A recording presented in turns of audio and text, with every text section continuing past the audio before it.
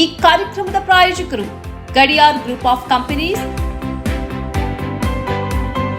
specialized in piling and shoring, engineering consultancy, firefighting, steel structures, real estate. Office, SIT Tower, Silicon Oasis, Dubai, UAE. ಈ ಕಾರ್ಯಕ್ರಮದ ಪ್ರಾಯೋಜಕರು Kudukoli petrol pump Perla. ವಿಶ್ವಾಸಾರ್ಹ ಸೇವೆಗೆ ಅಬ್ದುಲ್ಲಾ ಮಧುಮೂಲೆ ಸಾರಥ್ಯದ ಪೆರ್ಲಾ ಕುಡುಕೋಳಿ ಪಂಪ್ಗೆ ಭೇಟಿ ನೀಡಿ. ರಾಜ್ಯ ಹೆದ್ದಾರಿ 64ರಲ್ಲಿ ನಿಮಗಾಗಿ ಕಾಯುತ್ತಿದೆ.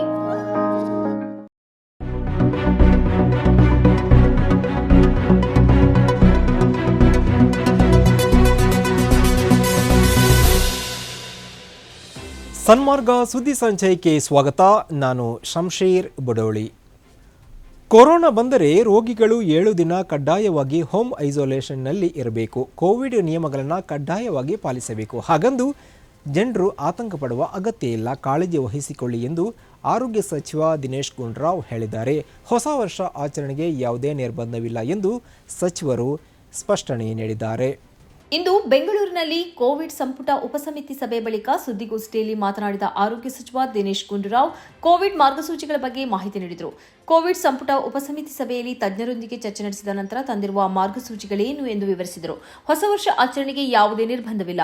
ಜನರೇ ಜನದಟ್ಟಣೆಯಲ್ಲಿ ಸೇರಿದಂತೆ ತಮ್ಮನ್ನ ತಾವು ಸಾಧ್ಯವಾದಷ್ಟು ನಿರ್ಬಂಧ ಹೇರಿಕೊಳ್ಳಿ. ಜ್ವರ, ಕೆಮ್ಮು, ನೆಗಡಿ, ಶೀತ, ಗಂಟಲು ನೋವು ಬಂದರೆ ಮನೆಯಲ್ಲಿಯೇ ಉಳಿದುಕೊಳ್ಳಿ. ಇದು ಖಾಸಗಿ ವಲಯಕ್ಕೂ ನಿಯಮ ಅನ್ವಯವಾಗುತ್ತದೆ. ಕಡ್ಡಾಯವಾಗಿ ಉದ್ಯೋಗಿಗಳಿಗೆ ಕೋವಿಡ್ ರಜೆ ನೀಡಬೇಕು ಎಂದರು. ಕೋವಿಡ್ ಲಕ್ಷಣಗಳು ಜ್ವರ, ಕೆಮ್ಮು ಮಕ್ಕಳಲ್ಲಿ ಕಂಡುಬಂದರೆ ಶಾಲೆಗೆ ಕಳುಹಿಸದೇ ಇರುವುದು ಉತ್ತಮ. ಮಕ್ಕಳಲ್ಲಿ ಸೋಂಕು ಹರಡುವ ಸಾಧ್ಯತೆ ಹೆಚ್ಚಿರುವುದರಿಂದ ನಿರ್ಬಂಧ ಹಾಕುವುದು ಉತ್ತಮ. ಹೊರಗೆ ಓಡಾಡುವಾಗ ಕಡ್ಡಾಯವಾಗಿ ಮಾಸ್ಕ್ ಧರಿಸಿಕೊಳ್ಳಿ. ಶುಚಿತ್ವ ಕಾಪಾಡಿ, ಸ್ಯಾನಿಟೈಸರ್ ಬಳಸಿ ಎಂದರು. ವಿಶ್ವಸಂಸ್ಥೆಯ ಅಂದಾಜಿನ ಪ್ರಕಾರ ಗಾಜಾದಲ್ಲಿ ಸದ್ಯ 50,000 ಗರ್ಭಿಣಿಯರು ವಾಸಿಸ್ತಾ ಇದ್ದು ಪ್ರತಿದಿನ 180ಕ್ಕಿಂತಲೂ ಅಧಿಕ ಮಹಿಳೆಯರಿಗೆ ಹೆರಿಗೆ ಆಗ್ತಾ ಇದೆ ಎಂದು ಹೇಳಿದೆ. ಮಾತ್ರವಲ್ಲ, ಇವರ ಆರೋಗ್ಯದ ಬಗ್ಗೆ ಗಂಭೀರ ಪ್ರಶ್ನೆಗಳು ಉದ್ಭವಿಸಿದೆ ಎಂದು ಮಾಹಿತಿ ನೀಡಿದೆ. ಫೆಲಿಸ್ತೀನಿ ಗರ್ಭಿಣಿ ಮಹಿಳೆಯರನ್ನು ಆರೈಕೆ ಮಾಡುವ ಮತ್ತು ಪ್ರಸವಕ್ಕೆ ಪೂರಕವಾದ ವ್ಯವಸ್ಥೆಯನ್ನ ಮಾಡುವುದಕ್ಕೆ ಸಕಲ ಪ್ರಯತ್ನಗಳನ್ನು ಮಾಡುತ್ತಿದ್ದೇವೆ ಎಂದು ಫೆಲಿಸ್ತೀನಿ ನಿರಾಶ್ರಿತರಿಗಾಗಿರುವ ವಿಶ್ವಸಂಸ್ಥೆಯ ಪರಿಹಾರ ಮತ್ತು ಕೆಲಸಕ್ಕಾಗಿನ ಏಜೆನ್ಸಿ ತಿಳಿಸಿದೆ. ಇಸ್ರೇಲ್ ಬಾಂಬ್ ದಾಳಿಯ ನಡುವೆ ವೈದ್ಯರು, ದಾದಿಯರು, ಆಂಬ್ಯುಲೆನ್ಸ್ ಡ್ರೈವರ್ಗಳು ಮತ್ತು ಇನ್ನಿತರರು ಜೀವಗಳ ರಕ್ಷಣೆಗಾಗಿ ಹೆಣಗಾಡುತ್ತಿದ್ದಾರೆ ಎಂದು ಡಬ್ಲ್ಯೂಎಚ್ಒನ ಅಧಿಕಾರಿಗಳು ತಿಳಿಸಿದ್ದಾರೆ. ಇಸ್ರೇಲ್ನ ಬಾಂಬ್ ದಾಳಿಯಿಂದಾಗಿ ಫೆಲಿಸ್ತೀನಿ ಆರೋಗ್ಯ ವ್ಯವಸ್ಥೆ ಸಂಪೂರ್ಣ ಕುಸಿದಿದೆ. ಆಸ್ಪತ್ರೆಗಳು ಕೆಲಸ ಮಾಡುತ್ತಿಲ್ಲ. ಹೀಗಾದರೆ ಗರ್ಭಿಣಿಯರು ಮತ್ತು ಅನಾರೋಗ್ಯ ಪೀಡಿತ ಪರಿಸ್ಥಿತಿ ಅತ್ಯಂತ ಚಿಂತಾಜನಕವಾಗಿದೆ ಎಂದು ಕೂಡ ಡಬ್ಲ್ಯೂಎಚ್ಒ ತಿಳಿಸಿದೆ. ಗಾಜಾದಲ್ಲಿ ಕೇವಲ ಒಂದೇ ದಿನ 250ಕ್ಕಿಂತಲೂ ಅಧಿಕ ಫೆಲಿಸ್ತೀನಿಯರನ್ನ ಇಸ್ರೇಲ್ ಹತ್ಯೆ ಮಾಡಿದೆ. ಹಾಗೆ ಸಿರಿಯಾದಲ್ಲೂ ಇಸ್ರೇಲ್ ವೈಮಾನಿಕ ದಾಳಿ ನಡೆಸಿದ್ದು ಇದರಲ್ಲಿ ಇರಾನ್ ಗಾರ್ಡ್ ಮುಖ್ಯಸ್ಥ ಹತ್ಯೆಗೀಡಾಗಿದ್ದಾರೆ. ಇರಾನ್ ಮಿಲಿಟರಿ ಕಮಾಂಡರ್ ಹತ್ಯೆಗೆ ಇಸ್ರೇಲ್ ದೊಡ್ಡ ಬೆಲೆ ತೆರಬೇಕಾದಿತ್ತು ಎಂದು ಇರಾನ್ನ ಅಧ್ಯಕ್ಷ ಇಬ್ರಾಹಿಂ ರೈಸಿ ಎಚ್ಚರಿಕೆ ನೀಡಿದ್ದಾರೆ. ಈ ಹತ್ಯೆಯು ಫೆಲಿಸ್ತೀನ್ ಇಸ್ರೇಲ್ ನಡುವಿನ ಹೋರಾಟವು ಅಲ್ಲಿಂದ ಹೊರಗಡೆಗೆ ವ್ಯಾಪಿಸುವ ಮತ್ತು ಇಡೀ ಹೋರಾಟದ ಗತಿಯೇ ಬದಲಾಗುವ ಸಾಧ್ಯತೆ ಇದೆ ಎಂದು ವಿಶ್ಲೇಷಕರು ಹೇಳುತ್ತಿದ್ದಾರೆ. ಇರಾನ್ ಪ್ರತಿ ಆಕ್ರಮಣ ನಡೆಸುವ ಸಾಧ್ಯತೆಯ ಹಿನ್ನೆಲೆಯಲ್ಲಿ ಇಸ್ರೇಲ್ ತಯಾರಿ ಆರಂಭಿಸಿದೆ ಎಂದು ತಿಳಿದುಬಂದಿದೆ.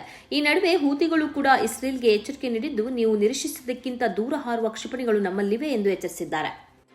ಕೋಣೆಯ ಒಳಗಡೆ ಬಾಕಿಯಾದ ಮಗುವನ್ನ ಪಾಂಡೇಶ್ವರ ಅಗ್ನಿಶಾಮಕ ಠಾಣೆಯವರು ರಕ್ಷಣೆ ಮಾಡಿದ ಘಟನೆ ಮಂಗಳೂರಿನ ಕೋಡಿಲ್ ಗೊತ್ತಿನ ಫ್ಲಾಟ್ ಒಂದರಲ್ಲಿ ನಡೆದಿದೆ. ಹಗ್ಗದ ಮೂಲಕ 4ನೇ ಮಹಡಿಯ ಮೇಲಿನಿಂದ ಮಗುವಿದ್ದ ಕೋಣೆಯ ಒಳಗೆ ತೆರಳಿ ಮಗುವನ್ನ ರಕ್ಷಣೆ ಮಾಡಲಾಗಿದೆ. ಸುಮಾರು 3 ವರ್ಷದ ಮಗು ಆಟವಾಡುತ್ತಾ 4ನೇ ಮಹಡಿಯ ಫ್ಲಾಟ್ನ ಕೋಣೆಯ ಬಾಗಿಲಿನ ಚಿಲಕವನ್ನು ಹಾಕಿಕೊಂಡಿದೆ. ಗಾಬರಿಗೊಂಡ ಪೋಷಕರು ಎಷ್ಟೇ ಪ್ರಯತ್ನಿಸಿದರೂ ಬಾಗಿಲು ತೆಗೆಯಲು ಸಾಧ್ಯವಾಗಿರಲಿಲ್ಲ. ಬಳಿಕ ಪಾಂಡೇಶ್ವರ ಠಾಣೆಯ ಅಗ್ನಿಶಾಮಕ ಅಧಿಕಾರಿ ರಾಜಾ ಹಾಗೂ ಸಿಬ್ಬಂದಿ ಕಾರ್ಯಾಚರಣೆ ನಡೆಸಿದರು. ಅವರು ಹಗ್ಗದ ಮೂಲಕ 4ನೇ ಮಹಡಿಯ ಮೇಲಿನಿಂದ ಮಗುವಿದ್ದ ಕೋಣೆಯ ಒಳಗೆ ತೆರಳಿ ಮಗುವನ್ನು ರಕ್ಷಣೆ ಮಾಡಿದ್ದಾರೆ. ವಿವಾದಗಳನ್ನು ಬಗೆಹರಿಸಲು ಪಾಕಿಸ್ತಾನದ ಜೊತೆ ಮಾತುಕತೆಗಳನ್ನು ನಡೆಸಿದ್ದಕ್ಕಾಗಿ ನರೇಂದ್ರ ಮೋದಿ ಸರ್ಕಾರವನ್ನು ಟೀಕೆ ಮಾಡಿರುವ ನ್ಯಾಷನಲ್ ಕಾನ್ಫರೆನ್ಸ್ ನಾಯಕ ಹಾಗೂ ಶ್ರೀನಗರ ಸಂಸದ ಫಾರೂಕ್ ಅಬ್ದುಲ್ಲಾ ಮಾತುಕತೆ ಆರಂಭಗೊಳ್ಳದಿದ್ದರೆ ಗಾಜಾದಲ್ಲಿನ ಸ್ಥಿತಿಯನ್ನೇ ನಾವು ಎದುರಿಸಬೇಕಾಗಬಹುದು ಎಂದು ಹೇಳಿದ್ದಾರೆ. ಸುದ್ದಿಗಾರರೊಂದಿಗೆ ಮಾತನಾಡಿದ ಅಬ್ದುಲ್ಲಾ, ಭಾರತ ಪಾಕಿಸ್ತಾನ ನಡುವಿನ ಸಂಬಂಧಗಳ ಕುರಿತು ಮಾಜಿ ಪ್ರಧಾನಿ ಅಟಲ್ ಬಿಹಾರಿ ವಾಜಪೇಯಿ ಅವರು ಹೇಳಿದಂತೆ ನಾವು ನಮ್ಮ ಸ್ನೇಹಿತರನ್ನ ಬದಲಿಸಬಹುದು, ಆದರೆ ನಮ್ಮ ನೆರೆಹೊರೆಯವರನ್ನಲ್ಲ ಎಂಬ ಹೇಳಿಕೆಯನ್ನು ಉಲ್ಲೇಖಿಸಿದರು.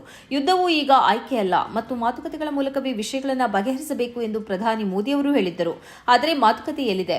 ನವಾಜ್ ಶರೀಫ್ ಪಾಕಿಸ್ತಾನದ ಪ್ರಧಾನಿಯಾಗುವುದರಲ್ಲಿದ್ದಾರೆ ಮತ್ತು ನಾವು ಭಾರತದೊಂದಿಗೆ ಮಾತುಕತೆಗೆ ಸಿದ್ಧ ಎಂದು ಅವರು ಹೇಳುತ್ತಿದ್ದಾರೆ. ಆದರೆ ಮಾತುಕತೆಗೆ ನಾವು ಸಿದ್ಧರಿಲ್ಲದ್ದಕ್ಕೆ ಕಾರಣವೇನು ಎಂದು ಪ್ರಶ್ನಿಸಿದ ಅವರು, ನಾವು ಮಾತುಕತೆಗಳ ಮೂಲಕ ಪರಿಹಾರ ಕಂಡುಕೊಳ್ಳದಿದ್ದರೆ ಇಸ್ರೇಲ್ನಿಂದ ಬಾಂಬ್ ದಾಳಿಗೆ ತುತ್ತಾಗಿರುವ ಗಾಜಾ ಮತ್ತು ಫೆಲಸ್ತೀನ್ ಸ್ಥಿತಿಯನ್ನೇ ನಾವು ಎದುರಿಸಲಿದ್ದೇವೆ ಎಂದರು. ಕಳೆದೊಂದು ವಾರದಿಂದ ಜಮ್ಮು ಕಾಶ್ಮೀರದಲ್ಲಿ ಸರಣಿ ಅನಪೇಕ್ಷಿತ ಘಟನೆಗಳ ಹಿನ್ನೆಲೆಯಲ್ಲಿ ಅಬ್ದುಲ್ಲಾರ ಈ ಹೇಳಿಕೆ ಹೊರಬಿದ್ದಿದೆ. ಈ ಅವಧಿಯಲ್ಲಿ ಪೂಂಚ್ನಲ್ಲಿ ಭಯೋತ್ಪಾದಕರ ಹೊಂಚು ದಾಳಿಯಲ್ಲಿ 5 ಯೋಧರು ಬಲಿಯಾಗಿದ್ದಾರೆ. ಬಾರಾಮುಲ್ಲಾದ ಮಸೀದಿಯಲ್ಲಿ ನಿವೃತ್ತ ಪೊಲೀಸ್ ಅಧಿಕಾರಿಯೋರ್ವರನ್ನ ಗುಂಡಿಕ್ಕಿ ಹತ್ಯೆಗೈಯಲಾಗಿದೆ. ಸೇನೆಯು ವಿಚಾರಣೆಗಾಗಿ ವಶಕ್ಕೆ ತೆಗೆದುಕೊಂಡಿದ್ದ 3 ನಾಗರಿಕರು ಬಳಿಕ ನಿಗೂಢ ಸಾವನ್ನಪ್ಪಿದ್ದಾರೆ. ಹಿಂದೂ ಧರ್ಮ ಎಂಬುದು ಒಂದು ಮೋಸವಾಗಿದೆ. ಹಿಂದುತ್ವ ಧರ್ಮವಲ್ಲ, ಬದಲಿಗೆ ವಂಚನೆ ಹಾಗೂ ಕೆಲವರ ಪಾಲಿಗೆ ಜೀವನೋಪಾಯ ಎಂದು ಸಮಾಜವಾದಿ ಪಕ್ಷದ ನಾಯಕ ಸ್ವಾಮಿ ಪ್ರಸಾದ್ ಮೌರ್ಯ ಹೇಳಿದ್ದಾರೆ. ತಮ್ಮ ಪ್ರತಿಪಾದನೆಯನ್ನು ಸಮರ್ಥನೆ ಮಾಡೋಕೆ Swami Prasad Maurya supreme court, RSS ಮುಖ್ಯಸ್ಥ ಮೋಹನ್ ಭಾಗವತ್ ಹಾಗೂ ಪ್ರಧಾನಿಯವರ ಹೇಳಿಕೆಗಳನ್ನು ಉಲ್ಲೇಖ ಮಾಡಿದ್ದಾರೆ. ಹಿಂದೂ ಧರ್ಮ ಎಂಬುದು ಮೋಸವಾಗಿದೆ. 1955ರ ತನ್ನ ತೀರ್ಪಿನಲ್ಲಿ ಹಿಂದೂ ಒಂದು ಧರ್ಮವಲ್ಲ, ಬದಲಿಗೆ ಜೀವನ ವಿಧಾನ ಎಂದು ಸುಪ್ರೀಂ ಕೋರ್ಟ್ ಹೇಳಿದೆ. ಅದು 200ಕ್ಕೂ ಹೆಚ್ಚು ಧರ್ಮಗಳ ಕಲಬೆರಕೆಯಾಗಿದೆ. ಮೋಹನ್ ಭಾಗವತ್ ಕೂಡ ಹಿಂದೂ ಎಂಬುದು ಧರ್ಮವಲ್ಲ, ಬದಲಿಗೆ ಜೀವನ ವಿಧಾನ ಎಂದು ಒಂದಲ್ಲ 2 ಬಾರಿ ಹೇಳಿದ್ದಾರೆ ಎಂದು ಸ್ವಾಮಿ ಪ್ರಸಾದ್ ಮೌರ್ಯ ವಾಗ್ದಾಳಿ ನಡೆಸಿದ್ದಾರೆ. ಪ್ರಧಾನಿ ನರೇಂದ್ರ ಮೋದಿ ಕೂಡ ಹಿಂದೂ ಎಂಬುದು ಧರ್ಮವಲ್ಲ ಎಂದು ಹೇಳಿದ್ದಾರೆ. ಗಡ್ಕರಿ ಕೂಡ ಇದೇ ಮಾತನ್ನ ಮಾಧ್ಯಮ ಸಂವಾದದಲ್ಲಿ ಹೇಳಿದ್ದಾರೆ ಎಂದು ಸೋಮವಾರ ಹೊಸದಿಲ್ಲಿಯಲ್ಲಿ ಆಯೋಜಿಸಲಾಗಿದ್ದ ಬೌದ್ಧರು ಹಾಗೂ ಬಹುಜನ ಹಕ್ಕುಗಳ ವಿಚಾರಗೋಷ್ಠಿಯಲ್ಲಿ ಮೌರ್ಯ ಪ್ರತಿಪಾದಿಸಿದ್ದಾರೆ. ನಾನು ಹಿಂದೂ ಧರ್ಮದ ಕುರಿತು ಹೇಳಿದ್ದೇನೆ, ಬೇರೆಯವರು ಹೇಳಿದಾಗ ಯಾಕೆ ಯಾರೊಬ್ಬರ ಭಾವನೆಗೂ ಘಾಸಿಯಾಗುವುದಿಲ್ಲ ಎಂದು ಅವರು ಪ್ರಶ್ನಿಸಿದ್ದಾರೆ.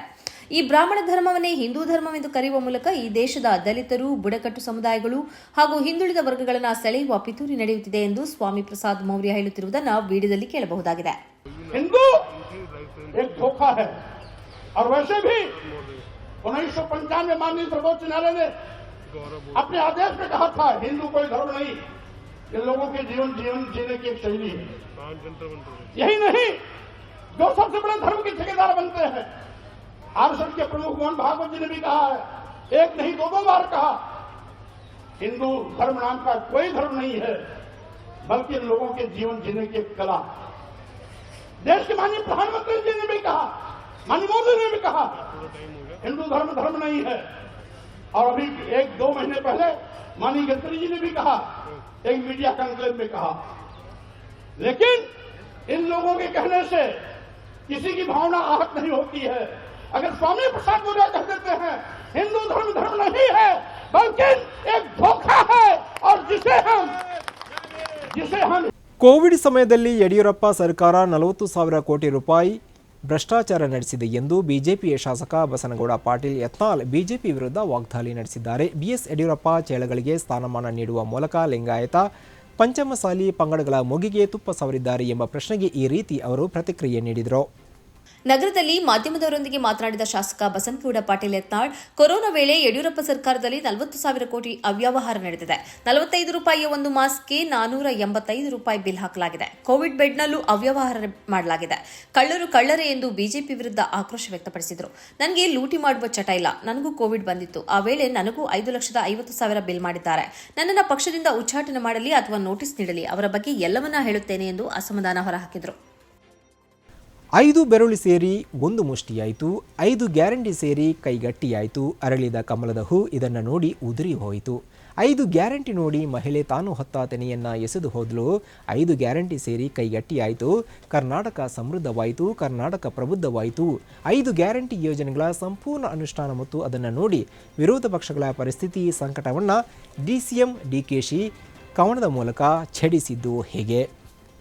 ವಿಧಾನಸೌಧ ಬ್ಯಾಂಕ್ವೆಟ್ ಹಾಲ್ನಲ್ಲಿ ಮಂಗಳವಾರ ಕಾಂಗ್ರೆಸ್ 5ನೇ ಗ್ಯಾರಂಟಿ ಯುವ ನಿಧಿ ಯೋಜನೆ ನೋಂದಣಿ ಕಾರ್ಯಕ್ರಮಕ್ಕೆ ಚಾಲನೆ ನೀಡಿ ಶಿವಕುಮಾರ್ ಈ ಕವನ ವಾಚಿಸಿದಾಗ ಸಭಿಕರು ನಗೆಗಡಲಲ್ಲಿ ತೇಲಿದರು. ಕಾರ್ಯಕ್ರಮದ ನಂತರ ಮಾಧ್ಯಮದವರನ್ನ ಕೇಳಿ ಮತ್ತೊಮ್ಮೆ DCM ಅವರಿಂದ ಈ ಮೇಲಿನ ಕವನ ವಾಚಿಸಿದರು. ನಾವು ಕೊಟ್ಟ ಮಾತಿನಂತೆ ನಡೆಯುತ್ತಿರುವ ದಿನ. ಬಿಜೆಪಿಯವರು ವರ್ಷಕ್ಕೆ 2 ಕೋಟಿ ಉದ್ಯೋಗ ನೀಡುತ್ತೇವೆ ಎಂದು ಹೇಳಿದ್ದರು. ನಿಮ್ಮ ಬ್ಯಾಂಕ್ ಖಾತೆಗೆ 15 ಲಕ್ಷ ಹಾಕುತ್ತೇವೆ ಎಂದಿದ್ದರು. ಆದರೆ ಅವರು ಅದನ್ನು ಮಾಡಲಿಲ್ಲ. ಹೀಗಾಗಿ ನಿಮ್ಮ ಕುಟುಂಬ ಹಾಗೂ ಬದುಕಿನಲ್ಲಿ ಬದಲಾವಣೆ ತರಲು ನಿಮಗೆ ಶಕ್ತಿ ತುಂಬಲು ಈ ಯೋಜನೆ ಜಾರಿ ಮಾಡುತ್ತಿದ್ದೇವೆ ಎಂದು ಹೇಳಿದರು. ಇದುವೇ ಈ ಹೊತ್ತಿನ ಸನ್ಮಾರ್ಗ ಸುದ್ದಿ ಸಂಚಯ. ನಿರಂತರವಾಗಿ ನೋಡ್ತಾ ಇರಿ ಸನ್ಮಾರ್ಗ ನ್ಯೂಸ್, ಸುದ್ದಿಗಳ ಸಂತೆಯಲ್ಲಿ ಸತ್ಯದ ಮೊಂಬತ್ತಿ. ಇಂತಹ ಹಲವು ಸುದ್ದಿ ಮಾಹಿತಿ ವಿಶ್ಲೇಷಣೆಗಾಗಿ ಸನ್ಮಾರ್ಗ ನ್ಯೂಸ್ ಸಬ್ಸ್ಕ್ರೈಬ್ ಮಾಡಿ. ನಿರಂತರ ನೋಟಿಫಿಕೇಶನ್ ಪಡೆಯಲು ಬೆಲ್ ಐಕಾನ್ ಒತ್ತಲು ಮರೆಯದಿರಿ.